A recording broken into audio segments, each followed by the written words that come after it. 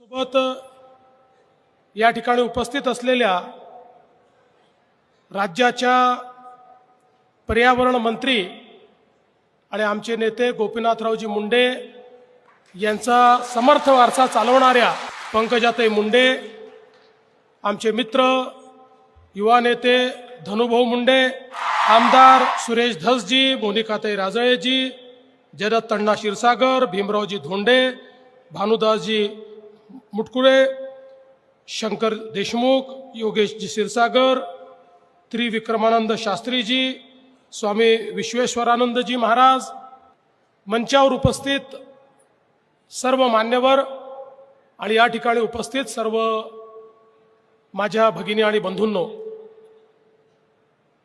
आज संत वामनभाऊ महाराज यांची 50वी पुण्यतिथी पुण्यस्मरण आहे आणि त्यांचं स्मरण करण्याकरता, त्यांचा आशीर्वाद घेण्याकरता मी या ठिकाणी आलो आहे। पण आपल्यापैकी अनेकांचा गैरसमज असेल की विठ्ठल महाराजांनी मुख्यमंत्र्याला निमंत्रित केलं, मुख्यमंत्र्याला या ठिकाणी निमंत्रण नाही, तर संत वामनभाऊ महाराजांच्या भक्ताला आणि गहिनीनाथ गडाच्या सेवकाला या ठिकाणी विठ्ठल महाराजांनी दिलेलं हे निमंत्रण आहे आणि त्याच पद्धतीनं या ठिकाणी मी आलो आहे। मला गडावरही येण्याची संधी मिळाली आणि जो सप्ताह होतो, काही महिन्यांपूर्वी सप्ताहातही मला पोचण्याची, त्या ठिकाणी जाण्याची एक संधी मिळाली। आपल्या सर्वांना माहिती आहे की नाथ परंपरेमध्ये ज्यांना नवनाथ समजलं जातं असे गहिनीनाथ महाराज आणि त्यांची परंपरा चालवणारे, ज्यांना शंकराचा अवतार देखील समजलं गेलं असे श्री संत वामनभाऊ महाराज खऱ्या अर्थानं सद्गुरू जे असतात तेच समाजाला दिशा देत असतात आणि ज्या प्रकारे दऱ्याखोऱ्यांमध्ये प्रवास करून भागवत धर्माचा प्रचार करत संत वामनभाऊ महाराजांनी समाजाला अध्यात्माचा लळा लावला, समाजामध्ये एकोपा आणला, समाजातल्या प्रत्येक व्यक्तीला मन शुद्ध असेल तर आचरण शुद्ध होतं हा संदेश दिला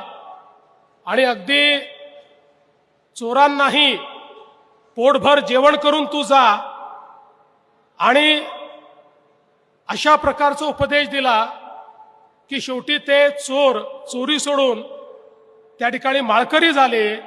अशा पद्धतीनं ज्यांचा समाजावर एक प्रकारे आशीर्वाद होता आणि असं म्हणतात की संत वामनभाऊंना वाचासिद्धी होती, ते जे म्हणायचे ते त्या ठिकाणी घडायचं आणि म्हणूनच अशा प्रकारचे ईश्वराचा अंश असलेले संत वामनभाऊ महाराज यांनी या गहिनीनाथ गडाच्या माध्यमातनं खऱ्या अर्थानं समाजातल्या शेवटच्या व्यक्तीला ज्या प्रकारे कीर्तनातून आणि विचारातून उपदेश दिलेला आहे, मला असं वाटतं कितीही पिढ्या गेल्या तरी देखील तोच उपदेश महत्वाचा आहे, तेच कीर्तन महत्वाचं आहे, तेच नामस्मरण महत्वाचं आहे आणि त्याकरताच आपण प्रत्येक वेळी या ठिकाणी येत असतो। आणि सगळ्यात महत्वाचं की संत वामनभाऊ महाराजांनी या ठिकाणी प्रत्येकाला पोटभर जेवण्याचा संदेश दिलेला आहे। सगळ्यांनी प्रसाद घ्यायचा असतो आणि हा प्रसाद इथेच नाही तर जिथे सप्ताह होतो तिथेही प्रसादाचा मोठा कार्यक्रम हा त्या गावात होत असतो आणि सप्ताहाच्या कार्यक्रमामध्ये प्रसादाचा कार्यक्रम होत असतो। आणि मला हे देखील बघायला मिळालं की पुढचा सप्ताह कुठे याची लाईन लागली होती। आता वेगवेगळे लोक म्हणत होते आमच्याकडे करा, आता पुढचा मसोबाच्या वाडीला त्याचा पुढचा कुठे आहे त्याचे लोकांनी नंबर लावून ठेवलेला आहे. ही जी किमया आहे ही संत वामनभाऊ महाराजांची किमया आहे. आणि म्हणून मी आज आपल्याला एवढंच सांगायला आलो की मागच्या काळामध्ये आम्ही या गैनीनाथ गडाचा विकास व्हावा या दृष्टीनं या ठिकाणची एक योजना तयार केली होती. हळूहळू त्याचं काम होत आहे. हा मंडप पाहून मला खूप आनंद वाटला. अतिशय सुंदर अशा प्रकारचा मंडप या ठिकाणी झालाय. फक्त विठ्ठल महाराजांना एक विनंती केली, मी म्हटले कठडे फार उंच झाले आहेत, त्यामुळे आपले जे भाविक आहेत त्यांच्यामध्ये आणि तुमच्यामध्ये जरा हे कठडे मध्ये येतात, त्यामुळे ते लहान करून टाका अशी एकच सूचना मी त्यांना दिलेली आहे. कारण आपल्याला माहिती आहे संतांमध्ये आणि भाविकांमध्ये कुठलाही भेद नसतो, त्यामुळे त्याच्यामध्ये अशा प्रकारचे कठडे असण्याचं कारण नाही, ते छोटे करता येतील. अशा पद्धतीनं चांगलं काम चाललंय. अजून खूप काम करायचं आहे. आता पंढरपूरला देखील आपण जागा घेतलेली आहे.